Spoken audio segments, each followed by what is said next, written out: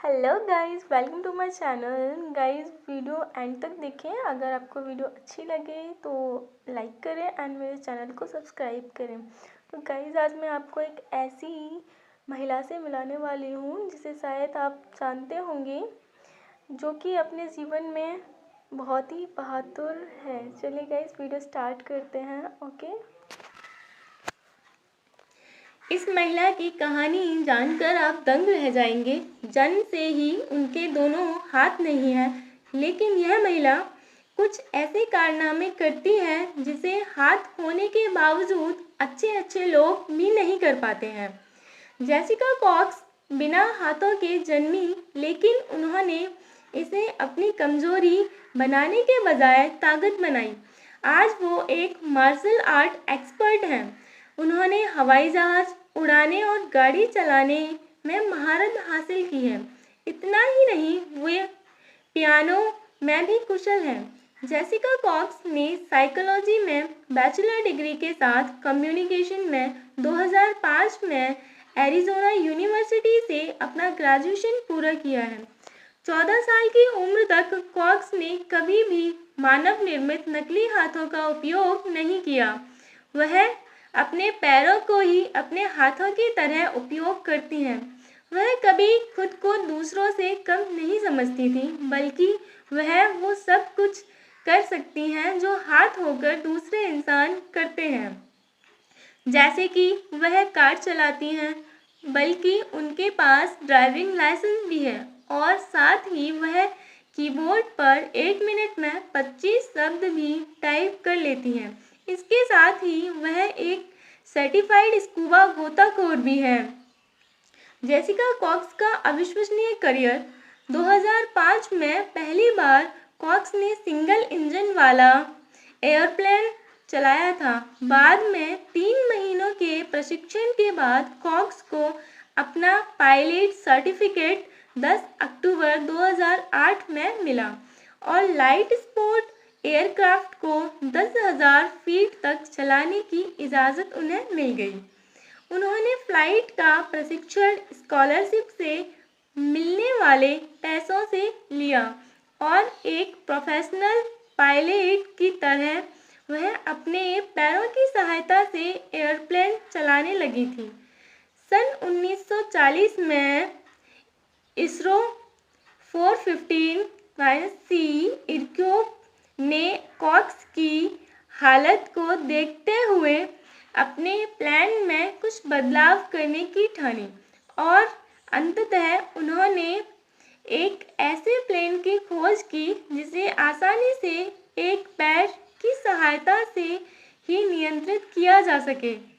इससे एयरप्लेन उड़ाने में कॉक्स को काफ़ी सहायता होती थी और वह आसानी से औरों की तरह एयरप्लेन उड़ाती थी।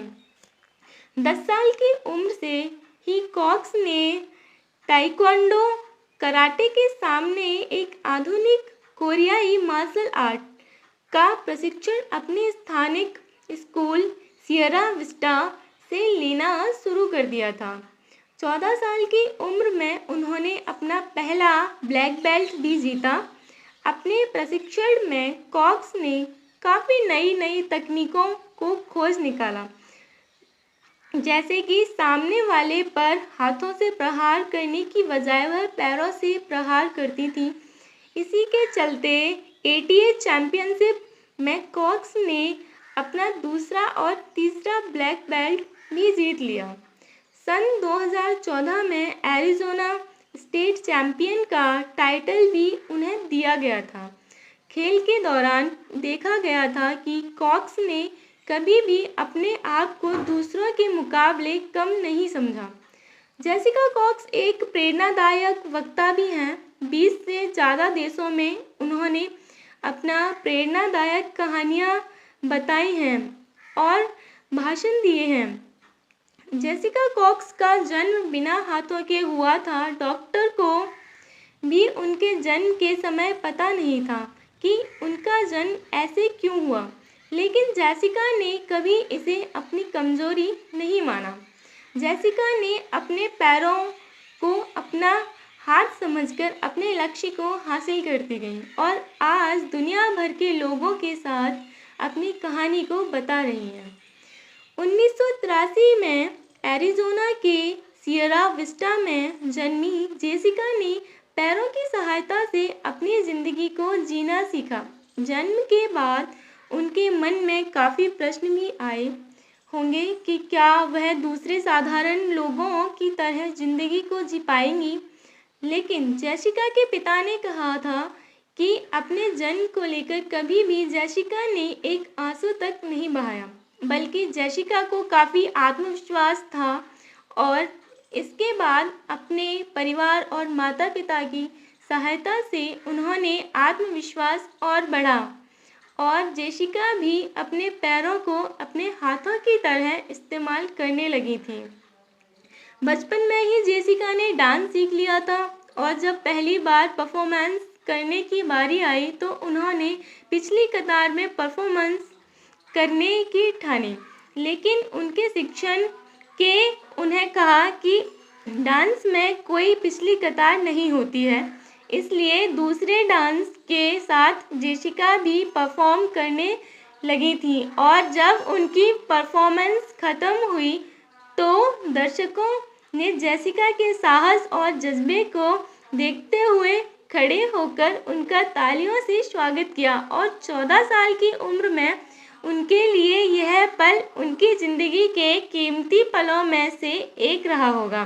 बाद में अचानक ही जेसिका के माता पिता की मुलाकात ताइक्वांडो के प्रशिक्षण जिम कनिंघम से हुई। जेसिका के माता पिता ने प्रशिक्षण को जेसिका की जन्म अवस्था के बारे में बताया तो प्रशिक्षण ने जेसिका को शारीरिक रूप से मजबूत बनाने की ठानी और तभी से जेसिका ने ताइक्वांडो का प्रशिक्षण लेना शुरू किया और सिर्फ 14 साल की उम्र में ही जेसिका ने इंटरनेशनल ताइक्वांडो फेडरेशन में ब्लैक बेल्ट जीता।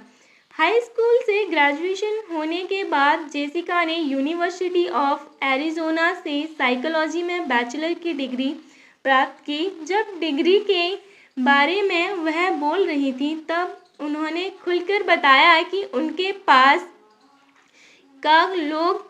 उनके आसपास के लोग उनके जीवन पर काफ़ी प्रभाव पड़ा। अपने महाविद्यालयीन जीवन में उन्होंने एटीए मार्शल आर्ट्स क्लब की स्थापना की और बच्चों को ताइक्वांडो का प्रशिक्षण देने लगी थी। ताइक्वांडो में ब्लैक बेल्ट हासिल करने के बावजूद जेसिका ने कभी भी ताइक्वांडो का प्रशिक्षण लेना नहीं छोड़ा और उनके इसी अथक प्रयास के चलते एटीए में ब्लैक बेल्ट जीतने वाली वह पहली बिना हाथों वाली खिलाड़ी बनी।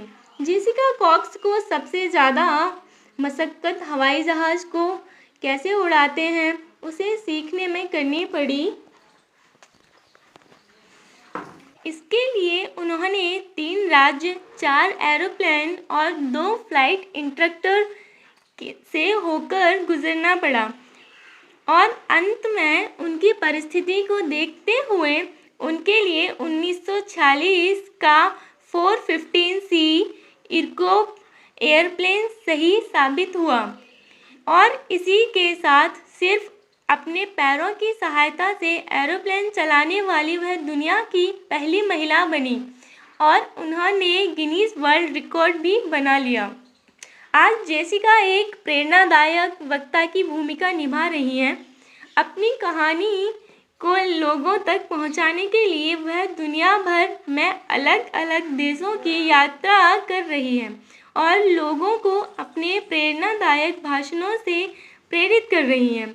बशीर ने क्या खूब कहा है, इन लाइंस में मंजिल तक पहुंचने का जो जुनून है वो साफ नज़र आता है कि यह एक राही किसी पथ की कठिनाइयों व थकावट को नज़रअंदाज करके बस अपनी मंजिल की तरफ बढ़ता चला जा रहा है। यह 100% सही है कि जिंदगी की कठिनाइयाँ कभी लक्ष्य की प्राप्ति में बाधक नहीं बनती, बल्कि अगर कुछ बाधक बनता है तो वो है आप कल अपने लक्ष्य के प्रति अविश्वास और अपने लक्ष्य के प्रति जुनून की कमी। यदि आपके जीवन का उद्देश्य और लक्ष्य साफ है और उसे पाने के लिए आपके अंदर एक जुनून है, तो फिर जिंदगी की हर शारीरिक और आर्थिक समस्या भी आपके लक्ष्य के सामने छोटी हो जाती हैं और हर उस तरह की सफलता को हासिल कर सकते हैं जिसे आप हासिल करना चाहते हैं। और यही प्रेरणा हमें जेसिका कॉक्स के जीवन से मिलती है। Thanks for watching my video.